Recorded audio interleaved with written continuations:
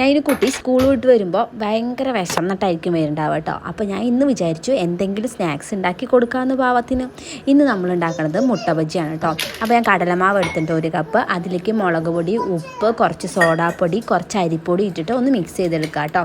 എന്നിട്ട് അതിലേക്ക് നമ്മൾ കായപ്പൊടി അല്ല ഉപയോഗിക്കുന്നത്, കായം കുറച്ച് വെള്ളം ഒഴിച്ചിട്ടൊന്ന് മിക്സ് ചെയ്താട്ടോ പറഞ്ഞത്. അപ്പോൾ നല്ല ടേസ്റ്റ് ആയിരിക്കും. പിന്നെ നമ്മൾ എഗ്ഗൊക്കെ ഒന്ന് പുഴുങ്ങിയെടുത്തിട്ടുണ്ട് കേട്ടോ.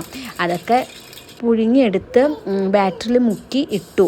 പണിപാളി മക്കളെ, പണിപാളി. എൻ്റെ എഗ്ഗൊക്കെ പുറത്ത് കാണാൻ തുടങ്ങി. കാരണം എന്താണ്, വെള്ളം കുറച്ച് കൂടിപ്പോയി. നമ്മൾ ബാറ്ററി കലക്കണേക്കാൾ മുന്നേ ആ കായപ്പൊടിയുടെ വെള്ളം ഒഴിക്കണമായിരുന്നു കേട്ടോ. ഞാനത് ചെയ്തില്ല, അതുകൊണ്ടായിരിക്കും. പിന്നെ ഞാൻ കുറച്ച് കടലമാവ് ഇട്ട് അഡ്ജസ്റ്റ് ചെയ്തപ്പോൾ നല്ല മുട്ട ബജി കിട്ടി കേട്ടോ.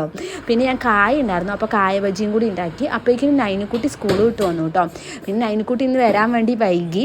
അപ്പോൾ 3:45 4 മണിയാകുമ്പോൾ നൈനുവിന് ഡാൻസ് പ്രാക്ടീസ് ഉണ്ട് കേട്ടോ.